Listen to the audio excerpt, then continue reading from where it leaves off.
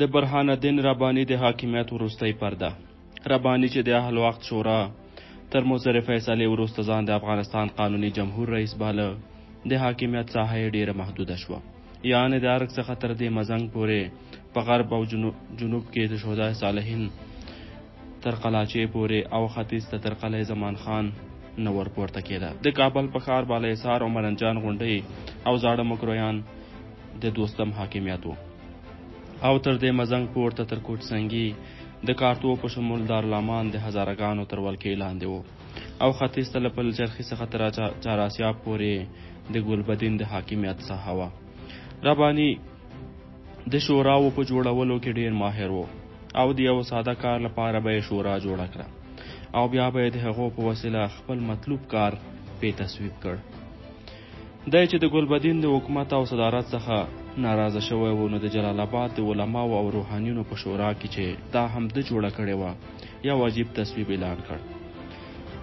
هلته یې تصویب وکړ چې رباني د اسلام آباد په غونډه کې غولول شوی دی، او د جلال آباد په غونډه کې جبرن پر تحمیل شوی و چې احمد شاه مسعود له دفاع وزارت څخه او انجینر احمد شاه له وزارت داخلي څخه لرې کړي. اوس موږ تصویب کوو چې احمد شاه مسعود د پخوا په شان وزیر د دفاع او انجینر احمد شاه د داخلي وزیر دی. دا د جلال آباد په شورا کې دوی لسره تصویب کړه. همدارنګه احمد شاه مسعود هیڅ وخت د وزارت دفاع څخه لاس نه اخیست، او د نه یوازې په جنگ بلکې په توطیه هم خپل مقاصد مخته بیول. د یو ډیر معتمد جنرال مومن تاجک چې نجیب ورته ووهه او د جنرال دوستم معاون و، خو هغه په دې پوهېده چې جنرال مومن د مسعود په ګټه ماته په کمین کې دی. نو د 1994 کال د دسمبر په 20 سهار کابل د طالبانو لاس ته ورغی، او استاد رباني په ډېرې ناامیدۍ تخار ته وتښتېد. د هلته کانټینرونه کېنول او په هر یوې لوحې وځړولې چې په یوې لیکلې و د معارف وزارت، په بل کانټینر یې لوحه ځړېدله لیکلې و داخلي وزارت. همداسې نور وزارتونه د یو زاړه کور په زړه دروازه لیکل شوي و چې د افغانستان د اسلامي جمهوری مقام. د دغه صحنې په باب خارجي اخبارو لیکلي و چې د استاد رباني کانتینري حکومت په دې توګه د رباني دورې د وروستۍ وخت داسې تیر شو. کابل د تنظیمي جنگونو پر مهال د مسعود او حکمتیار ترمنځ خو زړه بدي وه، او هر یو په کابل د چور او غلاو علاوه هر یو غوښتل چې دلته حاکمیت واخلي او دا بل لرې وشړي.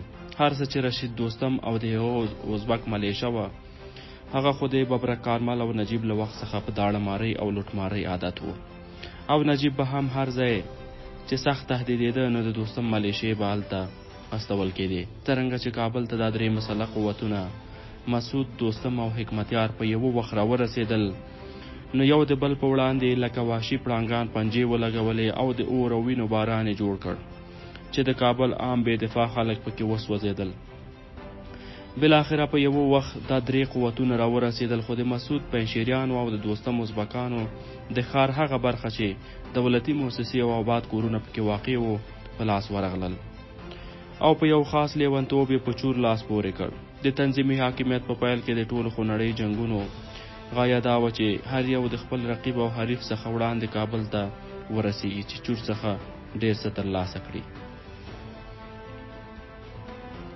همدارنګه کله چې په 1988 کال کې د افغانستان څخه د شوروي قواو د وتلو مسله یقیني شوه، نو امریکا دا پوښتنه د پاکستان سره په مصلحت کې کېښودله چې په کابل کې د شوروي په ناف تړلی دولت تر سقوط څخه وروسته یو ډول حاکمیت هلته رامنځته کړي. د امریکا جمهور رئیس رونالډ ریګن په هغه وخت کې د دغې خبرې لپاره د CIA رئیس ویلیام کیسي اسلام آباد ته واستاوه.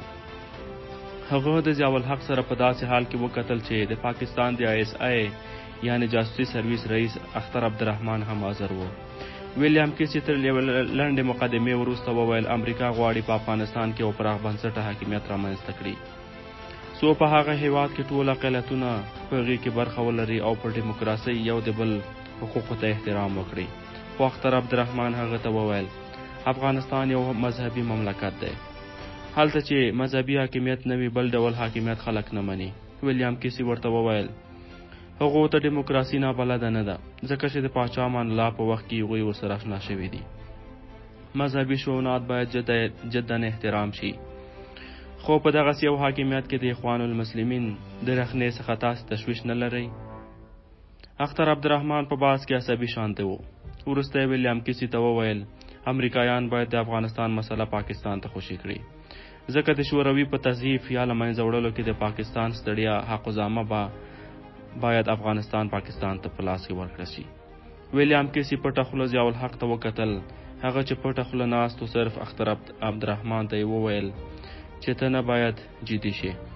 د ویلیام کیسي دا سفر د عمومي وضع په لحاظ ډېر اهمیت پیدا کړ، خو کله چې امریکا ته ولاړ یوه خاموشي خپره شوه.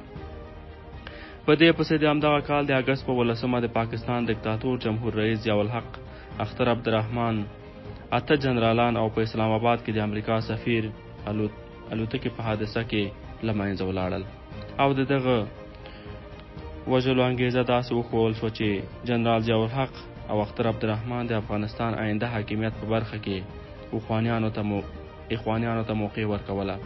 دا د جنرال ضیاء طرحه وه چې په افغانستان کې یو ډیر کمزوري حاکمیت د پاکستان تر لارښوونې لاندې منځته راشي.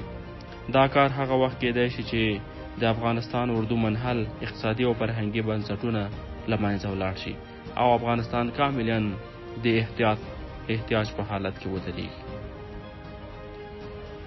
دوی وایي چې جنرال ضیاء الحق د دې نقشې د تطبیق لپاره پاتې نه شو، هغه له منځه ولاړ. سو نواز شریف هغه نقشه سرته ورسوله. د امریکا د اخفال لپاره حضرت صبغت الله مجددي لومړی 2 میاشتې راوست چې یو معتدل مزاج د دیموکراسۍ تمایل و. ورپسې د خپل پروګرام مطابق رباني ته چې یو اخوانی و قدرت حواله کړ او بیا یې د هغه د لجاجت او سرغړونو تایید کوو. سو په هغه تنظیمي جګړو تعقیب شو چې هم کابل ولاړ، هم صنعت، هم فرهنګ، هم انسان او هر څه له منځه ولاړل. خو دا هم د ډېر اعتبار وړ تحلیل نه دی، بلکې غالبا خبرې تر نواز شریف هم پورته وي او دا نقشه له یو بل ډېر لوی قوي ځایه د تطبیق میدان ته رالوېدلې وه. 3 هولناکې څېرې: ګلبدین، مسعود او دوستم. ګلبدین حکمتیار. ګلبدین په 1948 کال د کندوز په امام صاحب کې زیږېدلی. د لومړنۍ زده کړې په کندوز کې تکمیل کړې. بیا کابل ته راغی، څو ورځې حربي ښوونځي کې و. وروسته د انجینرۍ په پوهنځي کې عالي تحصیلات پیل کړل، خو سیاست ته په مخه کولو سره هم هغه په نیمایي پرېښودله. د 1980 کال څخه یې سیاست ته مخه کړه او د جوانانو مسلمان ډله یې رهبري کړه. په 1989 کې څو ورځې دی بندي شو، خو بیرته خوشي شو. په 1982 کال کې د یو شوله‌یي سیدال سعدان په قتل کې راګیر شو او بندي شو. په 1983 کال کې د محمد داود خان تر کودتا وروسته پاکستان ته ولاړ او هلته د پاکستان د اطلاعاتي موسساتو سره همکاري پیل کړه. په 1915 کال کې د محمد داود خان په ضد فعالیت شروع کړ، خو ناکام شو او په 1916 کال کې حزب اسلامي تاسیس کړ. حکمتیار د مجددي په عبوري حکومت کې په 1909 کال وزیر خارجه و او په 1992 کې مجددي او بیا د مسعود په ضد جګړه‌ییز فعالیتونه پیل کړل چې ډیر خلک پکې ووژل شول او د کابل ښار روان شو. په 1993 کال کې صدر اعظم شو. په 1995 کال کې د طالبانو څخه ماتې وخوړه او د خپل مقر چهاراسیاب څخه ووت. په لغمان او سروبي کې نادرک شو. په 1996 کال کې یو ځل بیا صدر اعظم شو او په 1990 کال کې چې د طالبانو څخه ماتې وخوړه نو بغلان او کندوز ته ولاړ او په همدغه کال په فبروري کې چې د تهران کنفرانس ته ولاړ نو همالته پسې پاتې شو چې تر اخره پورې نور چاته درک ونه لګېد. حکمتیار عصبي طبیعته سړی دی او یو بنسټپال مسلمان دی. سیاسي شخصیت دی، عیاش او فحاش سړی نه دی او د مذهبي احکامو سخت پیروی دی. دی سخت با ډسپلینه او احکام یې کانکریټي دي. د مخالفت تحمل نه لري او ډیر اوازې دی چې زیات مخالفین یې وژلي دي. دی یو باثباته سیاسي دریځ نه لري. مثلا رشید دوستم یې په اول کې ملحد او کمونیست باله او د کابل څخه د هغه د ملیشو د ایستلو لپاره یې په لسګونو زرو کابل ښاریان مړه او ښار په کنډواله بدل کړ. خو بیا یې هم د هغه دوستم سره د هماهنګۍ شورا جوړه کړه. ګلبدین حکمتیار د پاکستان د پخواني جمهور رئیس جنرال ضیاء الحق ډیر نږدې باوري کس و او بیا د نواز شریف سره هم د ډېرې نږدې اړیکې درلودلې. د ژوند د جریان او مطالعې څخه سړی دا پریکړه کولی شي چې ګلبدین حکمتیار یو جنگ طلبه شخصیت و او د سولې سره د علاقمندي هیڅ نه ده لیدل شوې. دویم احمدشاه مسعود، دویم سړی چې د افغانستان په جنگونو کې د لوی نامه خاوند شوی دی هغه احمدشاه مسعود دی چې د پلار نوم یې دوست محمد چې یو عسکر سای منصب و. مسعود په 1953 کال په پنجشیر کې زیږېدلی او یو تاجک دی. د ابتدایي تحصیلات په محل کې کړي دي او بیا د کابل په استقلال لیسه کې شامل شو او نیم عالی تحصیلات یې په پولی تخنیک کې کړي دي. وروسته یې ډله ټپله جوړه کړه او په جنګ یې پیل وکړ. دی یو ستمي و او د طاهر بدخشي تر نفوذ لاندې و. ده هم د داود خان په ضد فعالیتونه وکړل او بیا پاکستان ته فراري شو او هلته ذوالفقار علي بوټو پیسې او وسلې ورکړې او دی له هغه وخته په پنجشیر کې مستقر شو. د له 1980 څخه د ګلبهار او جبل سراج پر نساجۍ فابریکو حملې وکړې. د په چریکي حملو سره زیاتره د سالنګ لار د شوروي په وسله بندو کاروانونو حملې کولې او هغه لارې بندوله. څو واره د کابل حکومت او شورویانو درنې ځمکنۍ او هوایي حملې په پنجشیر وکړې خو مسعود مقاومت ورته وکړ. وروسته د شورویانو سره په مفاهمه کې او جوړه کې د هغو څخه کومکونه اخیستل او لارې ورته خوشي کوله. په دغه وخت کې د فرانسوي ژورنالستانو لخوا د زمرودو سوداګران را تشویق شول او د فرانسویانو په لاس د پنجشیر زمرود استخراج پیل شو چې د هغو له قیمت څخه مسعود د جنگ لپاره په خلاص لاس پیسې اخیستلې او مصرفولې. مسعود د جمعیت یو قمندان و او رهبر یې برهان الدین رباني و. مسعود د ګلبدین حکمتیار ډیر سخت مخالف و او ډیر سخت جنگونه هم د هغه سره و چې د کابل په لسګونو زره خلک یې قتل او ښار یې وران کړ. دی په مرکو کې د ژورنالستانو سره ځان سخت مردمداره او ډیموکرات ښوده، لکه چې د سندیکال مشهور انګریز ژورنالست سره یې ځان په ډیموکراتیکو انتخاباتو کې معتقد باله، خو حقیقت دا دی چې دی یو جنګره او مخالف شخصیت و. د کابل ښار ته چې د او ګلبدین زیان ورسولی دی جوړښت یې افغانانو ته په 100 کالو کې هم ممکن نه دی. احمدشاه مسعود برعکس د ګلبدین حکمتیار یو آزاد او عیاش سړی و. وایي چې د کابل موزیم څخه هغه د سکندر جام وړی دی او په هغه کې اوبه څښي. دی په جنگ کې آرام وي او نه عصبي کیږي، خو خلک د همکارانو له خولې وایي چې کله یې د ټلویزیون له غره څخه میوند جاده په راکټونو ویشتله، زیاتره د راکټ ماشه وهلو، بیا به یې خندل، یعنې د انسان مرګ او د آبادۍ د تخریب څخه یې خوند اخیست. دی اوس هم یو قوي قومندان و او تر اخره پورې په کابل راکټونه ورول. همدارنګه احمدشاه مسعود خپل ټول عمر په پټو معاملو، دسیسو او توطیو کې تیر کړی دی.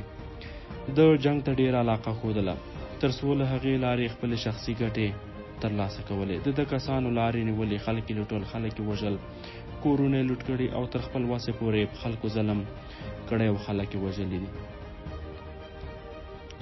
د دې ترڅنګ په ښکاره ډول مسعود یو ریاکار او ځان یې داسې ښوده چې ډېر ولسونه او خلک له ده سره دي او په ظاهر یې ځان یو دیموکراتیک شخصیت نړیوالو ته معرفي کوو. عبدالرشید دوستم، درېیمه هولناکه څېره عبدالرشید دوستم دی. نوموړی د جوزجان یو ازبک دی. نوموړی تر ابتدایي تحصیل وروسته د جوزجان د نفت او ګاز په مؤسسه کې د کارګر په توګه شامل شو. دی یو ډېر بې پروا انسان دی. په خلقي دوره کې چې امین کیوبا ته سفر وکړ، هلته یې د انقلاب څخه د دفاع تشکیلات ولیدل. نو کله چې کابل ته راغی، دلته یې دغسې تشکیلاتو ته اقدام نه و کړی چې ووژل شو. وروسته د نجیب په وخت کې یې دغې تشکیلاتو انکشاف وکړ. جوزجان ملیشه په 1980 کال کې تاسیس شوه چې وروسته دوستم د هغې قمندان شو. دغه ملیشو په پیسو جنگ کاوه او نجیب چې رشید دوستم قومندان کړ نو په هغه یې کندهار، لوګر، پکتیا او نور ځایونه تهدید کړل. دوستم نجیب دومره پورته کړ چې د مرکزي کمیټې غړیتوب هم ورته ورکړ، خو د نجیب په ضد کودتا هم د کامیابه کړه او بیا صبغت الله مجددي ستر جنرالي ورکړه او د ستر مجاهد لقب هم ورکړ. دوستم وروسته د شمال ملي جنبش ګوند جوړ کړ. د هغې رهبر شو. د شمال ولایتو پر قدرت اداري شخصیت ترې جوړ شو او نظامی قدرت هم د په لاس کې شو. وروسته د ګلبدین او مسعود په جګړو ورګډ شو او د کابل ښار په جنایت او فاجعه کې د برخه هم له چا کمه نه وه. بیا حکمتیار د سره د هماهنګۍ شورا جوړه کړه، خو کله چې طالبان راغله نو د پاڼې هم زیړې شوې او هغه مهال چې رسول پهلوان ترور شو او بیا پر دوستم ورتاوان شو نو د رسول پهلوان ورور جنرال مالک د دوستم په ضد راپورته شو او د طالبانو په مرسته د شمال څخه خارج ته وشړی چې تر ډیره وخته پورې هلته و. دا درې څیرې چې دلته معرفي شوې پیژندنه یې ضروري وه، ځکه همدغه درې کسه چې په تنظیمي جګړو کې لوی قومندانانو ډیر تخریبونه یې کړي دي، خو په خاصه توګه د کابل په ښار کې د 80,000 خلکو وژنه او د کابل ښار ورانه د دوی عملو. په عمومي توګه شمال د دغو قومندانانو په لاس کې وو. جوزجان د رشید دوستم، میمنه د رسول پهلوان، سرپل د غفار پهلوان سره، بغلان د نادر سره. سو وروسته دا ټول رشید دوستم تر قومندې لاندې شول، ولې د رسول پهلوان له وژلو سره د هغه ورونو جنرال مالک او غفار پهلوان رشید دوستم قدرت ته خاتمه ورکړه او د هېواد څخه د هغوی په وسیله وویستل شو. حیرانونکې خسارې د دغه جنګونو څخه چې افغان هېواد او ټولنې ته کوم زیان او خساره رسېدلې ده د هغې دقیقه احصایه څوک نشي تخمینولی. زه دلته د ځینو خپرونو په استفاده د یو شمېر خساراتو په باب معلومات وړاندې کوم، خو دا هم پوره او مکمل نه دي، ځکه په زماني لحاظ ټول 20 کاله په بر کې نه نیسي، خو د دغه سرسري تابلو څخه د هغه هولناک زیان تخمین کېدای شي چې ښایي په لسګونو کالو یې افغانان بیرته پر آبادۍ قادر نشي. د دې برخې تفصیل ښایي ډیر پراخ وي، خو زما په عقیده ضروري دی ما دا مضمون په څو برخو وویشه چې په هغه کې یوازې د کابل ښار د مختلفو برخو تخریب توضیح شي، په بله برخه کې د تسلیحاتو او انساني ژوندلیک په باب معلومات وړاندې شي او په هغه پسې د اقتصاد او فرهنګ تخریب په باب ځینې مسایل وړاندې شي. غالبا ځینې لوستونکو ته به دا پوښتنه راولاړه شي چې ولې د ټول هېواد په باب لیکنه نه کیږي. باید په معذرت ووایم چې یوازې د کابل په باب موږ په 100 کې 80 نشو توضیح کولی، نو د نور هېواد په باب خو اصلا دا کار ناممکن ده، ځکه چې دغه زیانونه بیخي له حد او اندازې څخه وتلي دي. د افغان روښان فکر نظر د افغانستان معروف لیکوال عبدالحق والا په یو لیکنه کې چې کاملا واقعیت دی د 1970 کال شمسي کال د آزاد افغانستان د جریدې په 4مه ګڼه کې چې په پېښور کې خپرېده د پاکستان تاجرانو د تخریب په باب لیکلي دي. داسې جفا به ډېر لږ انسانان هم له خپل وطن سره ونه کړي، لکه یو شمېر ناپوهو چې د پلچرخي په صنعتي سیمه کې وکړه. زه باور لرم چې دوی دا کار کابل ته د فاتحانه راتګ په خاطر نمایش لپاره ونه کړ، بلکې د دوی پیشوایانو یو شمېر پاکستانی فابریکه‌داران په تمه کړي وو چې د افغانستان سپک صنایع له منځه یوسي. سو د افغان رنج کشیده ملت کلونه د دوی صنایع چې نازل کیفیت لري راونیسي، ځکه د عرضې مقدار تر داخلي تقاضا په مراتبو زیات دی او له همدغه ځایه د مرکزي اسیا بازارونه اشتها ته خمچین شوي وو. د پلچرخي د ټولو فابریکو د نوي جوړښت لپاره باید د ملګرو ملتونو د صنعتي پراختیا د موسسې لخوا برابر شي او تاوان د پاکستان فابریکه‌دارانو څخه چې هر چیرې وي واخیستل شي. د کابل ښار د جنگ د خرابیو په وجه بیخي د دوهم جنگ په دوران کې برلین ته ورته منظره ښکارېده. نور ښارونه هم د غارونو په شکل کې وو او تور دودې رنګونه ور اړولي وو. د 1909 کال څخه بیا چې په 1980 کال کې د شوروي لښکرو په کابل یرغل وکړ، د هېواد په اطرافو سخت جنګونه تیر شول او د روسانو په بمباریو کې د هېواد اطراف سخت زیانمن شول او ډېر انسانان پکې په شهادت ورسېدل، خو د کابل ښار ته زیان ونه رسېد. کابل د تنظیمي حاکمیت سره تخریب شو او په کابل د تنظیمي جنګونو له پلوه لویه خرابي مسلطه شو چې په هغه کې د ښار 3/4 برخې کاملا په کنډوالو بدلې شوې. په دې کې د کابل لویدیځ ته د خوشحال خان مینا افشار سیلو، کارت مامورین کوټې سنگي، د هزاره او عبدالعلي مزاري او اتحاد اسلامي سیاف لخوا په تورو کنډوالو بدل شو او لاس توګنې ووتل.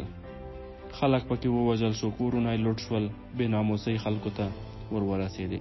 همدارنګه 4مه کارته، 3مه کارته، دارالامان چې د ښار ډېرې ښکلې ماڼۍ پکې واقع وې د هزارهګانو لخوا اشغال شوې او احمدشاه مسعود د اسماعي غره یا د تلویزیون له غره څخه په راکټونو داسې وویشتل چې یو دیوال هم روغ پاتې نه شو. همدارنګه مسعود د پلارتن څخه تر چمن حضوري پورې ټوله جاده په راکټونو لوټې کړه او ډېر انسانان تر خاورې لاندې پکې ورک شول. د کابل جنوب لویدیځ ته ګذرګاه، جنګلاک، چلستون او نور ښکلي کلي د ګلبدین او مسعود په جګړو کې پاک وسوځېدل.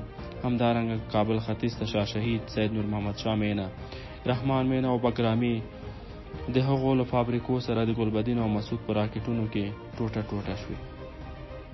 د ښار په منځ کې د ښار جنوب ټول وران شو او لومړی مکرویان تخریب او دریم مکرویان یوه برخه ورانه او نور وسوځېدل.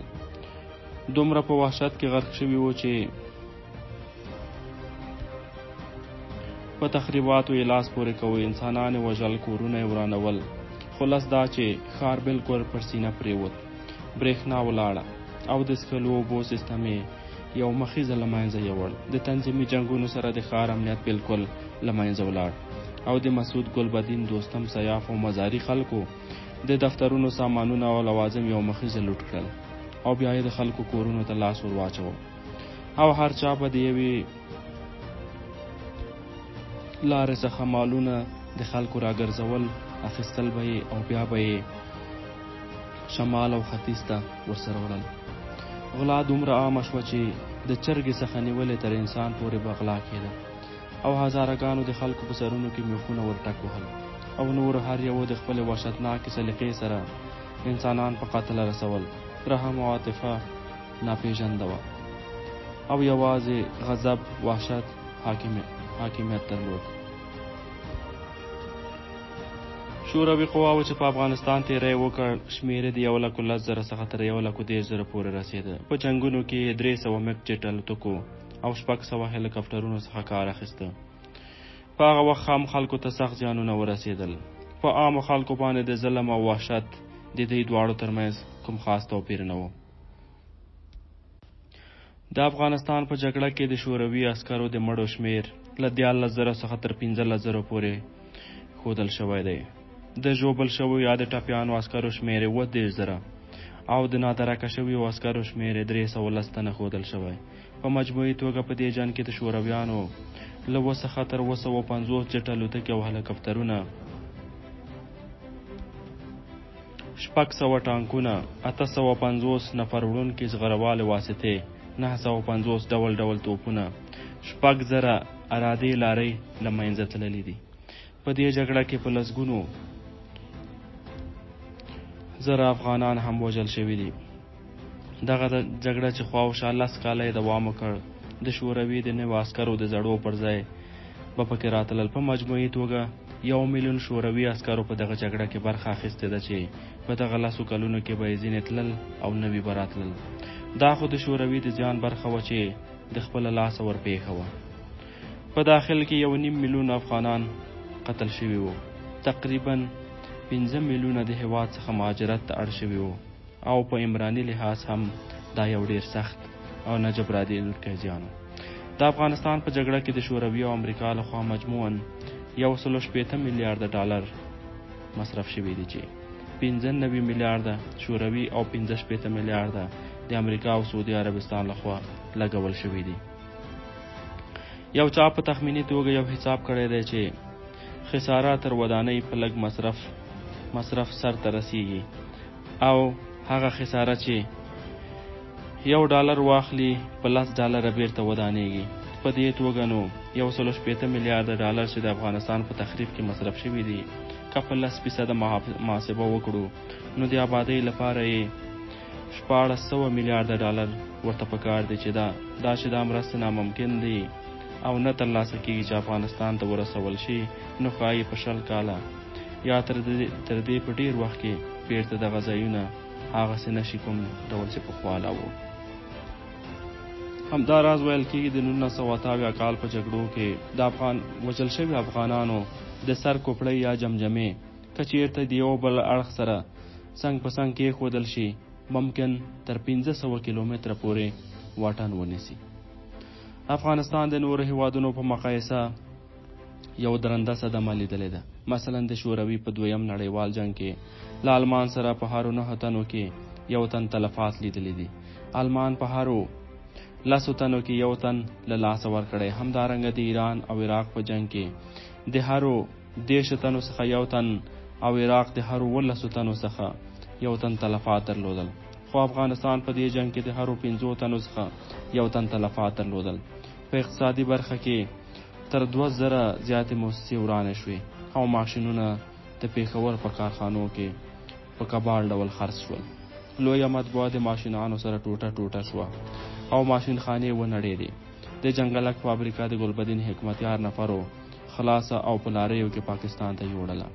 په دې کارخانه کې موټران منتاجېدل. د کیمیاوي لابراتوار په پاکستان، ایران او مرکزی اسیا په جمهوریتونو کې مثال نه و. د مسعود خلکو پاکستانی انجنیران راوستل او هغو په احتیاط خلاص او پاکستان ته یوړه.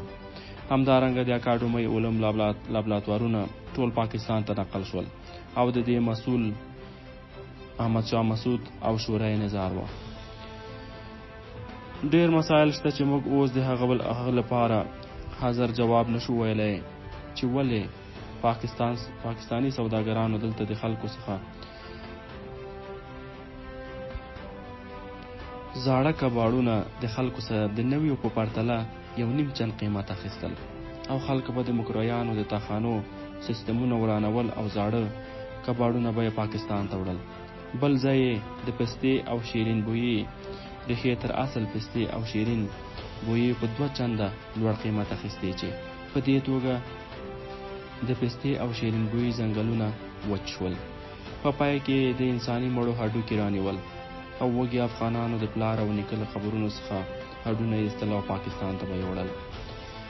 پاکستان دغه کباړ که هر ډول وروړل کېدل له نوي اوسپنې څخه دا په ګرانه بیه اخیستل. د کابل له ښار د ټول بسونه یوړل شول. په پېښور او پاکستان کې د نورو ښارونو کې چلیدل. د روغتونونو څخه امبولانسونه ټول نقل شول. شدید ترینه خساره چې په هېواد تحمل شوه هغه د کونړ او پکتیا ځنګلونه و چې په لسګونو زره مکعب متره لرګي په هره میاشت کې په ډیره بې رحمۍ وهل کېدل او په کراچۍ او دوبۍ کې دغه لرګیو مارکیټونه جوړ شوي وو. د شهادت اخبار په 1913 ګڼه کې ولیکل چې د نجیب حکومت تر اخري دورې پورې مجموعاً 160 میلیارد افغانۍ نوټونه په شوروي کې چاپ شوي وو. خو د رباني اداره په 20 میاشتو کې 15 میلیارد افغانۍ نوټونه چاپ کړي دي او رباني پر قومندانانو دغه پیسې ویشلې او تقسیمولې به. یو ظریف لیکوال لیکلی دی چې رباني تر پایه له دغه پیسې ویشنې څخه لاس وانخیست. د دې کار هغه تخریبي پلو خدا و چې په اول کې شوروي او په وروسته روسیې چې نجیب یا رباني ته نوټونه چاپول کبه 1 میلیون دوی ته چاپول 1 میلیون به ځان ته چاپول او دغه د غلا په نوټونو به بیا د قاچاقبرانو په وسیله د کابل په بازار کې ډالرونه رانیول او په دې توګه افغانستان په پیسو افغانۍ کې یو داسې لیونی انفلاسیون ولګېد چې قیمتونه به ډیر پورته شول. یعنی کوم شی چې تر د مخه 1 روپۍ قیمت درلود اوس د هغه قیمت به 0 ته پورته شو. لکه دا نور تخریبونه د فرهنګ په برخه کې هم زیان په همدغه اندازه و. تر هغه وختونو پورې چې د نجیب دولت سقوط کاوه 3500 ښوونځي وران ویجاړ شوي وو. دا یا د روسانو له بمبارۍ څخه وران شوي وو یا د مجاهدینو په راکټونو یې ځان لیدلی وو. مجاهدینو ښوونځي د کمونستانو ځالې بللې. کابل پوهنتون هم تعطیل شو او هغه مهال چې د حزب وحدت هزارهګانو لاسته ورغی نو منظما تخریب شو. هغه مهال چې کابل د جمعیت تر نفوذ لاندې شو نو شورای نظار ټوپکیانو د عامه کتابخانه جوړ کړه او قیمتي آثار یې وپلورل. د پوهنتون کتابخانه د حزب وحدت هزارهګانو لوټ کړه. د ښار نورې کتابخانې هم چور او چپاول شوې. کابل ملي موزیم، ملي ارشیف او ملي ګالري بالکل له منځه ولاړلې او لوټ شوې. د دې کرښو لیکوال چې په 1995 کال کې د څو ورځو لپاره د موزیم د بیا ودانۍ او د فرهنګي میراثونو د ټولنې انتخابي رئیس شو او بیا یې ځان له هغې ګوښه کړ، نو د موزیم په لوټ ښه خبر و. کابل موزیم که څه هم د کمیت له پلوه ډېر غټ موزیم نه و، خو د ارزښتمندو آثارو په خاصه توګه د بودایي آثارو له پلوه په سیمه کې لومړنی مقام درلود. په دې موزیم کې ډېر قیمتي آثار را یوځای شوي وو، خو په 1992 کال کې تنظیمي حاکمیت چې کله منځته راغی نو موزیم د شورای نظار تر حاکمیت لاندې شو چې سردسته آثار یې چور شول او په دوهم ځل کې د حزب وحدت د حاکمیت په ساحه کې واقع شو چې هغوی ښه بیخ او بوټه یې ور وکېښ. ګلبدین حکمتیار کوښښ وکړ چې دا سیمه تر خپل نفوذ لاندې ونیسي، خو بریالی نه شو. په 1993 کال کې قصداً یو راکټ د موزیم د ودانۍ په بام وویشتل شو چې دا یوه بهانه شوه چې د موزیم کوټو ته ټوپکیان ورننوځي.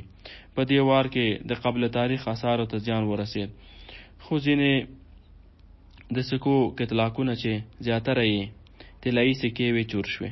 په دې وخت کې د پاکستان سوداګران را ورسېدل او په خپل محل یا موزیم کې د روم، یونان، مصر، چین، هند او مرکزي اسیا آثار په پیسو له ټوپکوالاو څخه رانیول. 21,000 د باختري تمدن ټوټې چې په دې کې د سکندر جام هم شامل وو غلا شوي وو. هغه آثار چې د قاچاق په نامه د اسلام آباد د ګمرک په یوه کوټه کې اچول شوي وو او کوټه پې ډکه شوې وه، یو له مخې ورک شول. د بودا د مجسمې یو سر چې ډېر غټ هم نه و په جاپان کې په $6,00,000 خرڅ شو.